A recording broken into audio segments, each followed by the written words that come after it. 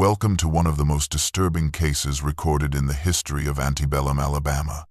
I invite you to leave in the comments where you're watching from and the exact time you're hearing this narration. In 1850, as the Fugitive Slave Act swept terror across the nation, widow Eleanor Thornton presided over Magnolia Hill, a prominent estate outside Montgomery. Known for her impeccable Southern refinement, the widow maintained a flawless reputation despite persistent rumors concerning her husband's mysterious death 3 years prior. Yet beneath the polished oak floors of her magnificent mansion lay an elaborate network of concealed chambers, undiscovered until 1891, when a devastating fire revealed her inconceivable secret. Archaeological evidence and weathered journals later confirmed that Eleanor Thornton, exemplar of Southern aristocracy, had orchestrated the disappearance of 25 enslaved people from neighboring plantations, not for profit, but to shelter them in a dangerous act of defiance that carried the penalty of death. Magnolia Hill stood as a monument to Southern gentility, its white columns and expansive veranda overlooking acres of manicured gardens where camellias bloomed in riotous splendor. While Eleanor navigated high society with practiced grace, despite whispers that her husband's riding accident had occurred under peculiarly convenient circumstances, given the colonel's notorious temperament and mounting gambling debts. The Montgomery Advertiser's pages from October 1850 revealed the first reports of what would become an alarming pattern.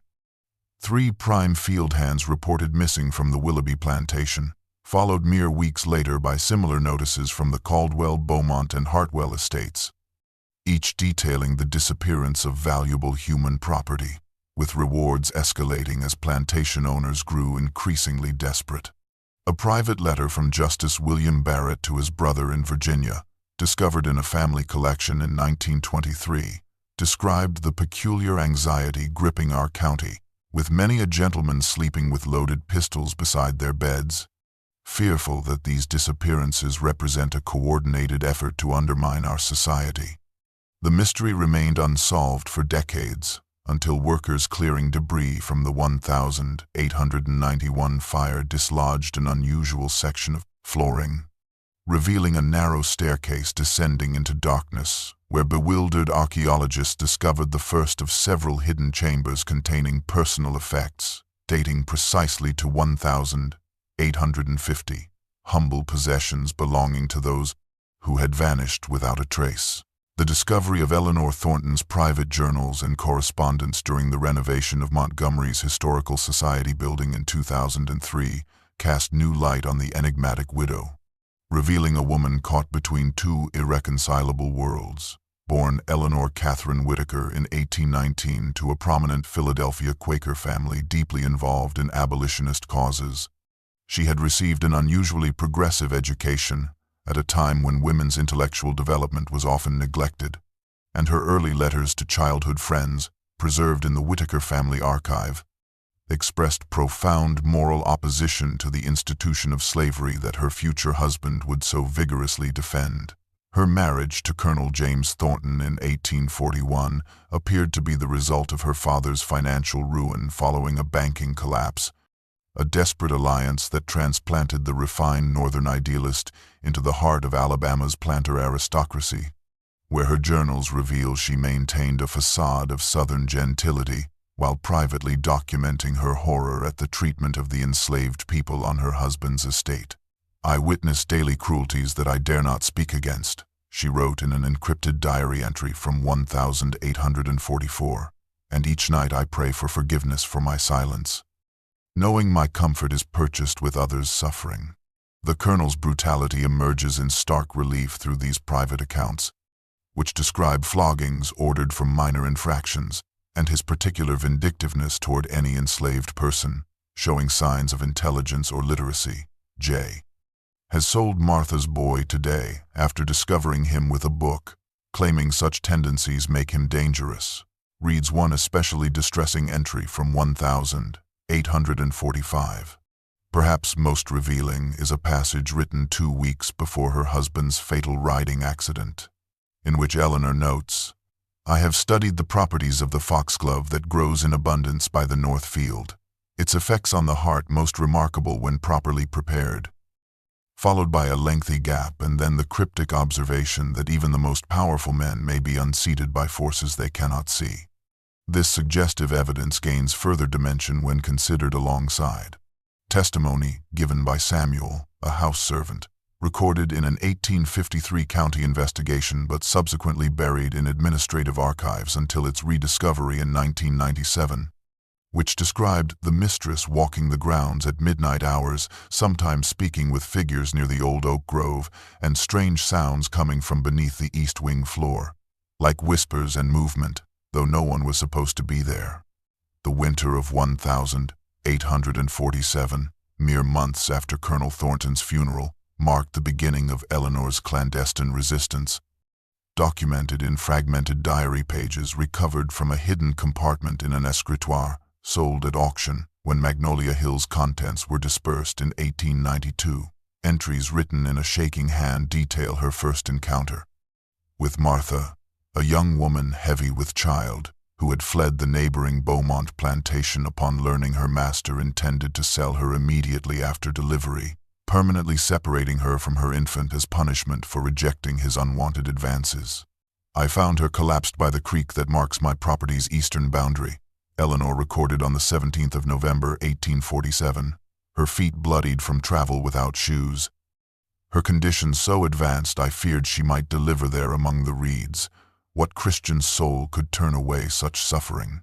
The subsequent entries document Eleanor's frantic consultation with Solomon Gardner, her groundskeeper who had purchased his freedom 3 years prior yet remained in Alabama, despite the precarious position of free blacks in the Deep South.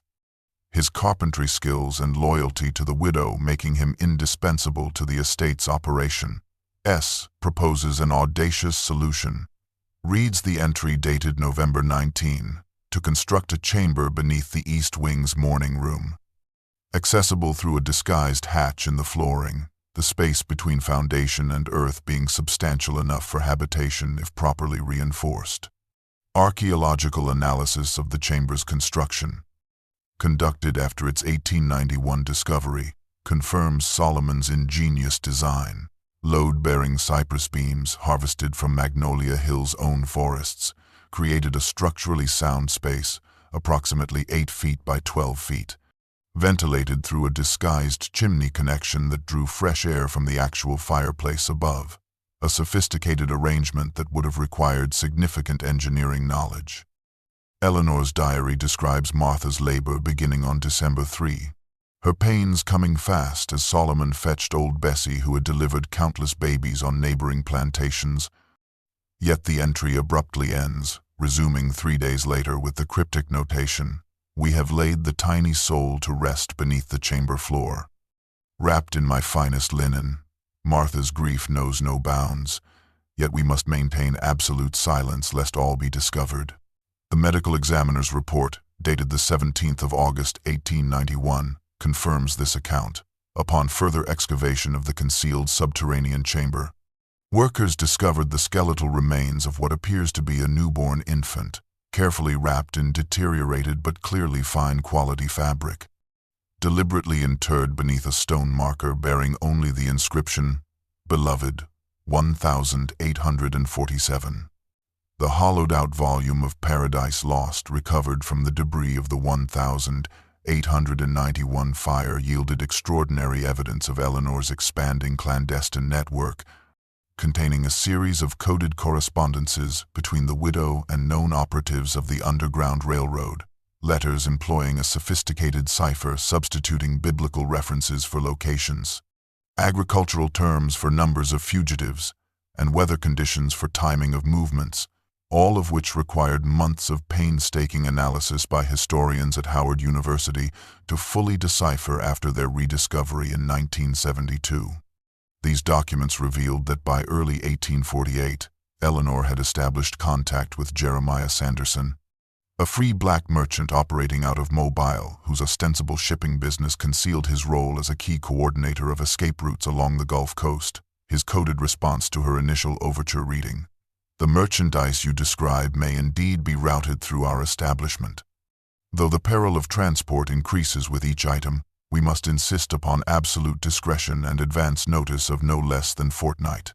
Through Solomon's connections within the invisible communication network, maintained by enslaved and free black communities throughout the South, Eleanor gradually recruited a small circle of trusted individuals at Magnolia Hill to assist in her dangerous enterprise.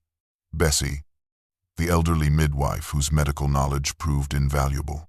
Isaiah, the stable master whose literacy had been kept secret from the late colonel, and twin sisters Hannah and Esther, house servants whose ability to create diversions and provide alibis protected the operation on numerous occasions.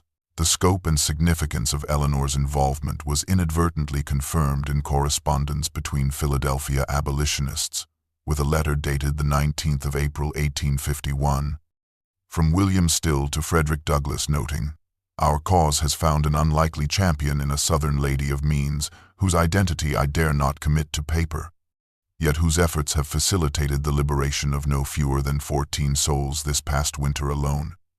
A remarkable achievement considering her precarious geographical situation." The archaeological analysis conducted in NADA, 2010, using ground-penetrating radar and digital mapping techniques, revealed the full extent of Eleanor's architectural ingenuity.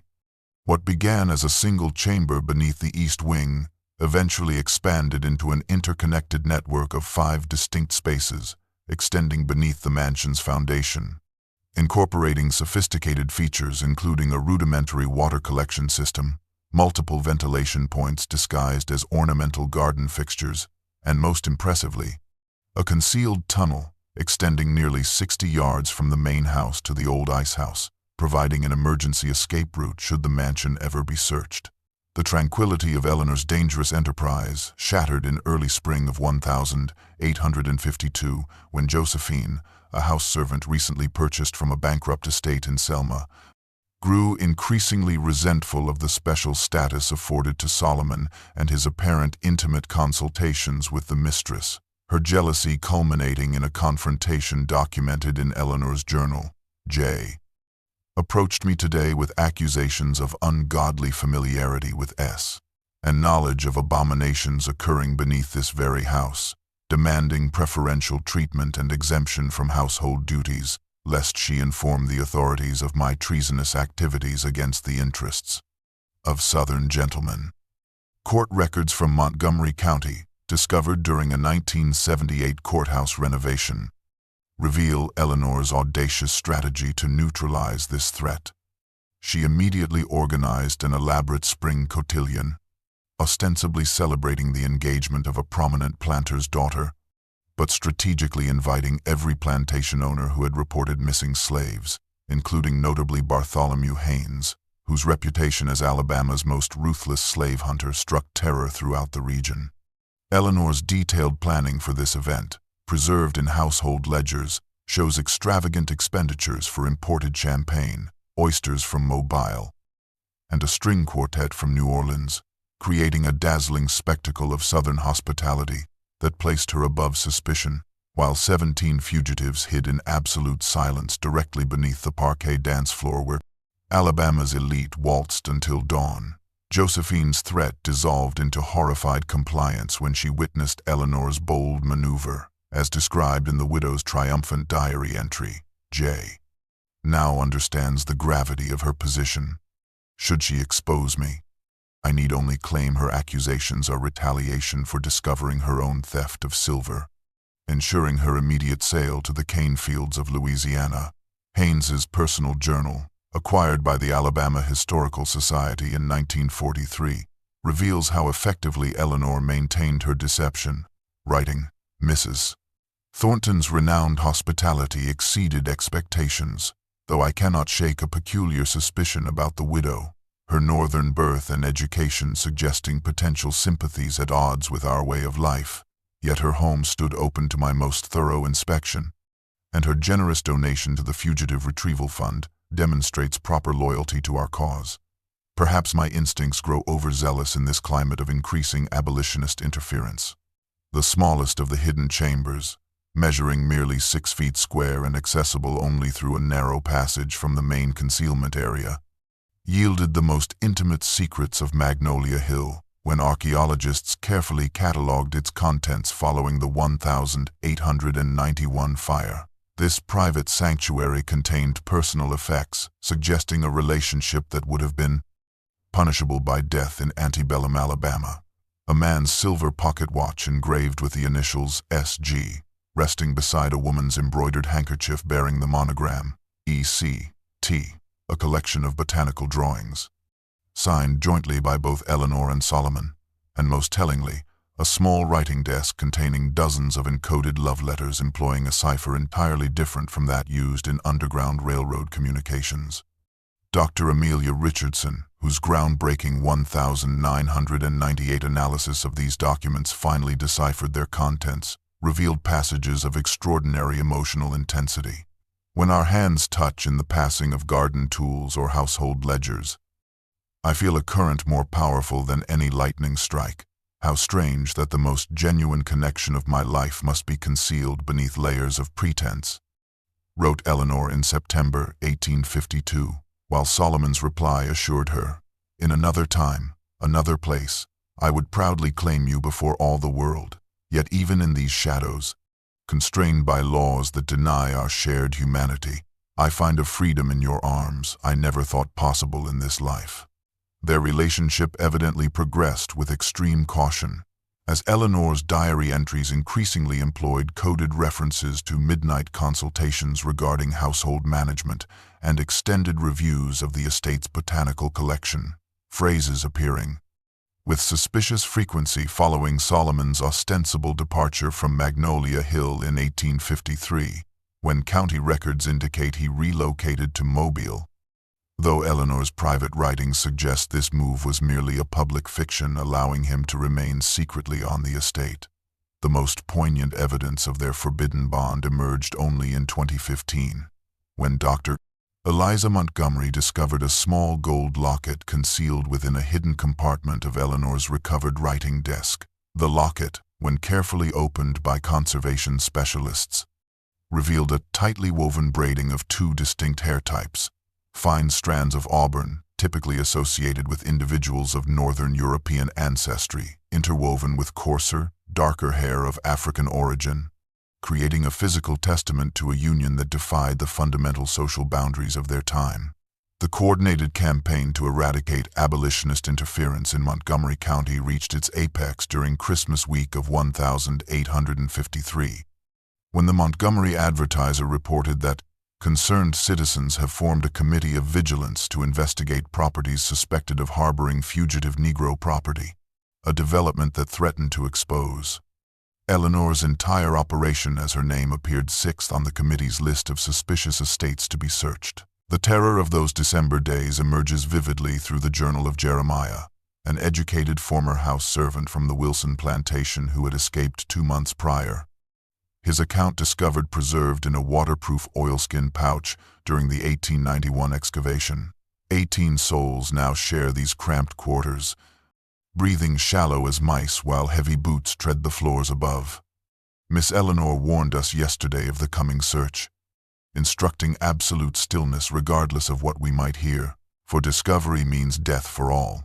Eleanor's audacious countermeasure, hosting an elaborate Christmas dinner for the very men intent on exposing her, stands as perhaps the most remarkable tactical deception of her clandestine career. Documented in a letter written by Margaret Hollingsworth to her sister in Virginia, discovered in family papers donated to the Alabama archives in 1967. Mrs. Thornton's Christmas gathering proved most memorable, not least because the gentlemen of the Vigilance Committee arrived unannounced midway through the first course, demanding to search the premises for concealed runaways. Our hostess, displaying remarkable composure, merely smiled and suggested they might prefer to conduct their investigation after partaking in her renowned syllabub and Christmas goose, assuring them her home stood open to their scrutiny while insisting proper hospitality must take precedence over business matters. The letter continues to describe how Eleanor personally led the search party through every room of Magnolia Hill following the sumptuous meal, during which she had plied them with exceptional quantities of imported brandy, even insisting they inspect the cellar where her late husband's prized wine collection was stored, a chamber purposely positioned directly adjacent to, yet completely separated from, The hidden rooms where 18 fugitives held their breath in terrified silence as drunken slave catchers stumbled within inches of their sanctuary, finally departing with effusive apologies for having suspected such a gracious lady of harboring sympathies contrary to Southern interests. January of 1854 presented Eleanor with a moral crisis that tested the limits of her resolve when Lily, a young woman barely 20 years of age and in the final stages of pregnancy, arrived at Magnolia Hill having fled the notorious Blackwood plantation 10 miles south, her face bearing fresh welts from a whipping and her ankles raw from the shackles she had somehow managed to escape. "I found her collapsed against the garden gate at dawn," Eleanor recorded in her journal, her condition so dire that returning her would surely mean death for both mother and unborn child. Yet harboring her presented unprecedented danger, as the Blackwood overseers were renowned for their relentlessness in pursuit of escapees. The medical implements discovered in the concealed chambers during the 1891 excavation, a surgical kit bearing the mark of a Philadelphia medical supplier, several bottles of chloroform and laudanum, and a collection of midwifery tools, testify to Eleanor's desperate preparations for the impending birth, while her diary documents the heightening danger. Blackwood's men have been granted permission to search every property within 15 miles, and have made camp at the crossroads not half a mile from my gate. They vow to remain until the woman is recovered. Lily's labor began during a torrential rainstorm on the night of January 18th, as documented in Eleanor's frantic entries and confirmed by a birth ledger meticulously maintained in Solomon's handwriting, recording, "Female child born 2:17 a.m., January 19, 1854. Mother stable, though weakened by previous mistreatment and journey. Child small but breathing well. Both souls now in God's hands, as patrol dogs can be heard even through the storm." For 3 harrowing weeks, Eleanor diverted suspicion through elaborate misdirection, including reporting a sighting of a pregnant woman heading toward the Tennessee border. While Lily and her newborn daughter remained hidden beneath Magnolia Hill, their survival confirmed by forensic evidence uncovered in 1891, including infant-sized clothing with growth adjustments suggesting the child remained there for months, and more definitively by a small wooden doll bearing the inscription, "For Grace, born in shadows, destined for light, S. G. and E.T. 1854, along with DNA analysis conducted in 2007 on preserved hair samples indicating both mother and child had survived their perilous confinement. The Montgomery Social Register from 1854 to 1855 presents Eleanor Thornton as the embodiment of Southern widowhood. Her name appears prominently among patronesses of charity bazaars benefiting the Episcopal orphanage, attendees at governor's mansion receptions, and hostesses of musical afternoons where Montgomery's elite daughters displayed their accomplishments, while simultaneously, her meticulously encrypted private ledgers record an entirely different existence. February 7, delivered medicines to L. and child. March 19, received confirmation of safe arrival of Jackson family, 4 souls, to Cincinnati. April 22, S. has established new contact in Mobile, who can arrange passage on Liverpool-bound vessels. This extraordinary compartmentalization of her life emerges in stark relief through the contrast between public daylight appearances, where Eleanor presented herself as increasingly devout, often observed in deep prayer at St. John's Episcopal Church, and her nocturnal activities documented through Solomon's careful record-keeping. Mistress administered smallpox vaccination to newest arrivals between midnight and 3 a.m. Treated infected wound on eldest boy's foot, taught basic reading to H and J, using primer hidden in chamber wall. The financial underpinnings of this clandestine operation were revealed through account books discovered in a hidden compartment of Eleanor's desk, showing systematic liquidation of her substantial inheritance. Her mother's emerald necklace sold to a New Orleans jeweler in 1853, providing funds to bribe steamboat captains. her grandfather's rare book collection discreetly auctioned in Philadelphia to purchase medical supplies, and most significantly, parcels of Thornton land gradually sold to finance the construction of additional hiding spaces and support of those in transit to freedom. The transformation wrought by this double existence did not go entirely unnoticed, as evidenced by the diary of Margaret Holcomb, Eleanor's nearest neighbor, who wrote in February 1855, "Called upon Eleanor Thornton this afternoon, and found myself increasingly disturbed by the peculiar alteration in her countenance and manner since James's passing, where once she embodied conventional feminine delicacy. There now resides in her eyes a disconcerting intensity, and beneath her perfect social graces lies a watchfulness more befitting a soldier in hostile territory than a plantation mistress. She appears simultaneously present in our conversation, yet somehow removed, as though listening to distant voices only she can hear." By late summer of 1855, Judge Percival Williams, newly appointed magistrate of Montgomery County and ardent defender of Southern institutions, began noting disturbing patterns in the reports crossing his bench.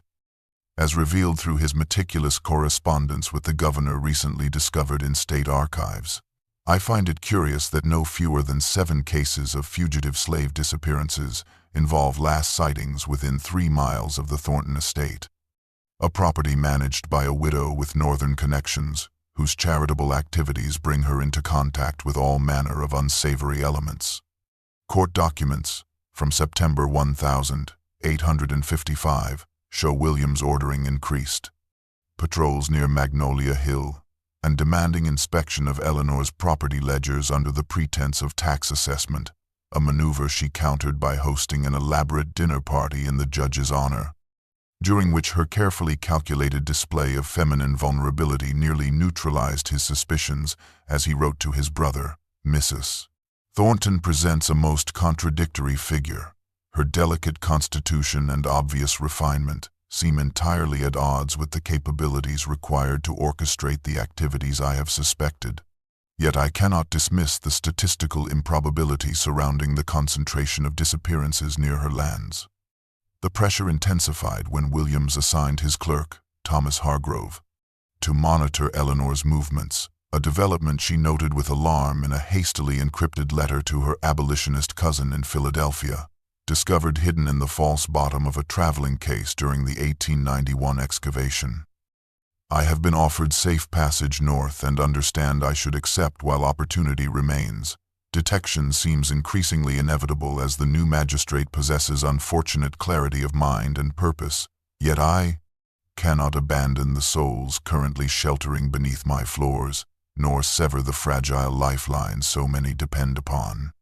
Better I should face whatever consequences may come than betray those who have placed their trust in this unexpected sanctuary." Eleanor's tactical response to this surveillance involved conspicuously redoubling her public displays of Southern loyalty, including a substantial donation toward a new courthouse and the organization of a benefit concert supporting the families of patrollers injured in the pursuit of fugitives, actions that temporarily confused Williams' assessment, while she continued her clandestine activities with even greater secrecy. By late summer of 1855, Judge Percival Williams, newly appointed magistrate of Montgomery County and ardent defender of Southern institutions, began noting disturbing patterns in the reports crossing his bench. As revealed through his correspondence with the governor recently discovered in state archives, I find it curious that no fewer than 7 cases of fugitive slave disappearances involve last sightings within 3 miles of the Thornton estate, a property managed by a widow with northern connections whose charitable activities bring her into contact with all manner of unsavory elements. Court documents from September 1855 show Williams ordering increased patrols near Magnolia Hill and demanding inspection of Eleanor's property ledgers under the pretense of tax assessment, a maneuver she countered by hosting an elaborate dinner party in the judge's honor, during which her carefully calculated display of feminine vulnerability nearly neutralized his suspicions, as he wrote to his brother, Mrs. Thornton presents a contradictory figure. Her delicate constitution and obvious refinement seem entirely at odds with the capabilities required to orchestrate the activities I have suspected. Yet I cannot dismiss the statistical improbability surrounding the concentration of disappearances near her lands. The pressure intensified when Williams assigned his clerk, Thomas Hargrove, to monitor Eleanor's movements, a development she noted with alarm in a hastily encrypted letter to her abolitionist cousin in Philadelphia, discovered hidden in the false bottom of a traveling case during the 1891 excavation. I have been offered safe passage north, and understand I should accept while opportunity remains. Detection seems increasingly inevitable, as the new magistrate possesses unfortunate clarity of mind and purpose. Yet I said, cannot abandon the souls currently sheltering beneath my floors, nor sever the fragile lifeline so many depend upon. Better I face whatever consequences may come than betray those who have placed their trust in this unexpected sanctuary. Eleanor's tactical response to this surveillance involved conspicuously redoubling her public displays of Southern loyalty, including a substantial donation toward a new courthouse and organizing a benefit concert supporting families of patrollers injured pursuing fugitives, actions that temporarily confused Williams' assessment while she continued her clandestine activities with even greater secrecy. The bitter winter of 1857 brought catastrophe to Eleanor's underground sanctuary when influenza infiltrated the confined spaces beneath Magnolia Hill. Its rapid spread through the cramped quarters, documented in her medical journal with increasing desperation. February 3 showing symptoms: fever, cough, extreme fatigue. February 5. 7 now ill, including Grace, whose small body burns with alarming heat. February 7. Illness spreads without mercy. Must risk venturing to Montgomery for additional medicines as my supplies dwindle perilously. Archaeological evidence uncovered during the 1891 excavation confirms the tragedy's magnitude. A small alcove beneath the west wing contained the remains of 4 individuals, 2 adults and 2 children, buried with careful reverence. Each grave marked with a smooth river stone bearing only a small carved cross, their bodies wrapped in fine linen chemically matched to Eleanor's personal bedding. The desperate measures she undertook emerged through hastily written entries, have administered last of the quinine to those most severely afflicted, created steam infusion of pine and cedar in attempt to ease breathing. Sleep has become impossible as the sounds of suffering echo through these chambers. Eleanor's terrible dilemma, whether to risk everything by seeking professional medical assistance, resolved through a private, calculated gamble, documented in her journal. February 11. Circumstances demand impossible choices. I have summoned Dr. Morrison under pretense of my own illness, hoping to secure necessary medicines without exposing our secret. This extraordinary risk nearly proved disastrous, as revealed in a letter from Dr. James Morrison to his brother in Virginia, discovered among family papers in 1976. Made a most unsettling house call to Magnolia Hill yesterday. The widow Thornton displayed symptoms inconsistent with her claimed ailment, yet requested precise medications. One would administer for influenza and pneumonia in quantities suggesting multiple patients. More disturbing still was the unmistakable sound of muffled coughing emanating from behind the walls of her morning room. Though I saw no other persons in the house, I have chosen not to pursue these observations further. Some questions in these troubled times are best left unasked, particularly when the questioner might not welcome the moral burden of their answers. The epidemic ultimately claimed 5 lives according to Solomon's meticulously maintained records, their remains interred in the same sacred space where Martha's infant had been laid to rest a decade earlier. The political firestorm following John Brown's raid on Harper's Ferry in October 1859 created an atmosphere of unprecedented paranoia throughout the South, with Alabama newspapers demanding increased vigilance against Northern agitators and their Southern sympathizers, a climate that rendered Eleanor's operation unsustainable, as documented in her final encoded correspondence with Underground Railroad conductors. Circumstances dictate immediate evacuation of all current residents. continued harboring presence untenable risk as patrols now search properties without warning or warrant. Archaeological evidence from the 1891 excavation reveals the meticulous planning behind this final exodus. Detailed maps traced on linen showing routes through Alabama's dense backwoods toward the Tennessee border, sewn into the linings of jackets. Forged travel papers for 14 individuals, identifying them as free black servants of a fictitious Virginia gentleman, and a schedule coordinated with sympathetic steamboat pilots operating on the Tennessee River. Eleanor's diary entries from November 1859 document her preparations. Have liquidated remaining jewelry through S.'s contacts in Mobile, distributed funds among the 14 for emergency bribes, prepared medicinal supplies for journey. Committed to memory the names of safe houses between here and Cincinnati should written records prove dangerous. The most extraordinary aspect of this final operation was its military precision, simultaneously moving 14 individuals, including 3 children and an elderly man through hostile territory, required coordination with no fewer than 7 separate Underground Railroad conductors and the creation of 3 distinct groups traveling via different routes, yet converging at a predetermined location on the Cumberland River, where a northern abolitionist posing as a lumber merchant would transport them to Louisville. That many survived, this perilous journey emerges from an unexpected source, the field diary of Union Lieutenant Thomas Bradford, who, while stationed near Nashville in February 1865, recorded, "Encountered today a remarkable group of contraband who, upon learning I hailed from Philadelphia, asked if I knew certain abolitionist families there.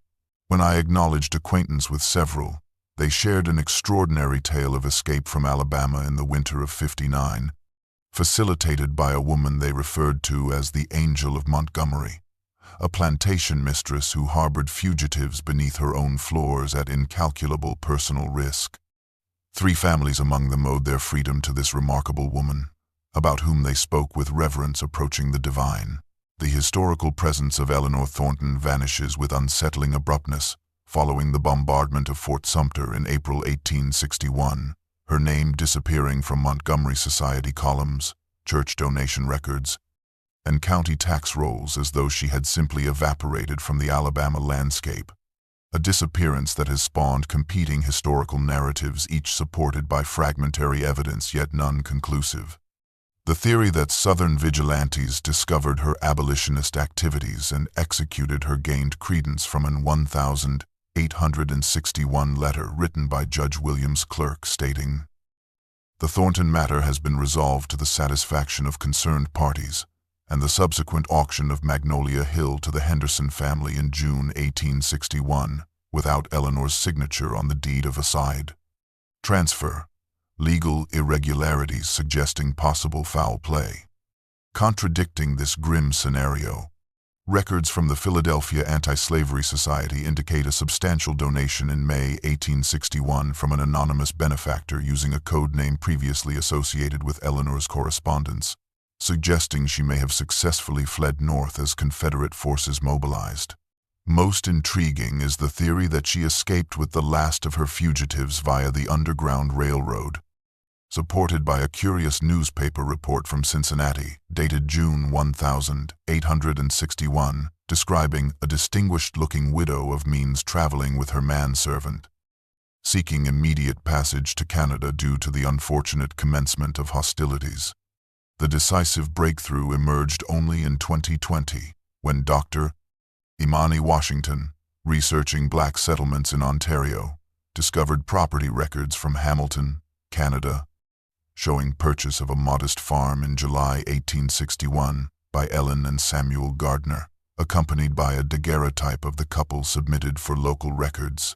The image, though partially degraded, shows a fair-skinned woman with features bearing striking resemblance to Eleanor Thornton standing beside a black man whose height and bearing matched descriptions of Solomon Gardner from Magnolia Hill records. Further supporting this identification, parish registration documents from a small integrated church near the Gardner farm list them as previously of southern United States and note their establishment of a small school primarily serving children of formerly enslaved Families who had escaped through the Underground Railroad, the school ledger including the names of 3 children known to have been sheltered at Magnolia Hill, suggesting Eleanor and Solomon had transported not only themselves but several of their charges to freedom.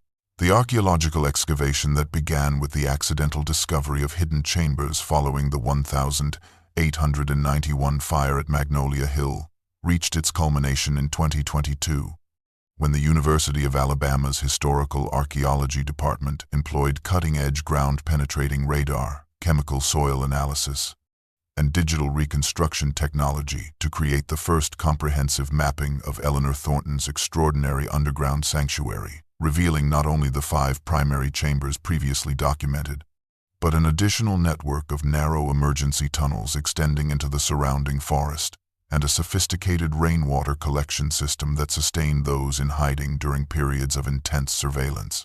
Most remarkable were the findings from the Magnolia Hill Lineage Project, a collaborative venture between archaeologists and genetic researchers that invited descendants of enslaved people known to have disappeared from Pisas, Montgomery County between 1847 to 1861 to submit DNA samples, resulting in the confirmation of 23 distinct genetic lineages directly connecting modern African American families across the United States and Canada to individuals sheltered beneath Eleanor's floors. Families who had preserved oral histories of an angel woman who had helped their ancestors escape, though many had assumed these were merely hopeful legends rather than documented history. Artifacts recovered during this final excavation included slate tablets bearing evidence of writing lessons, handcrafted children's toys, and religious items suggesting that Eleanor had created not merely a hiding place, but a community of learning and worship beneath her home, at incalculable personal risk. The narrative of Eleanor and Solomon's fate gained its most compelling evidence in January 2023. When researchers responding to the publicity surrounding the Magnolia Hill Project received correspondence from a Toronto Historical Preservation Committee describing 2 unmarked graves discovered during urban development, SF08. Together in a manner unusual for the period were the remains of a Caucasian woman and African American man, their hands positioned together between their bodies with a small gold locket recovered from between their clasped fingers. When carefully opened by conservation specialists, this locket was found to contain the same distinctive pattern of intertwined hair, auburn European strands woven with coarser African hair, matching exactly the specimen recovered from Eleanor's writing desk at Magnolia Hill, providing the final chapter to a remarkable story of courage, defiance, and love that transcended the most rigid boundaries of its time.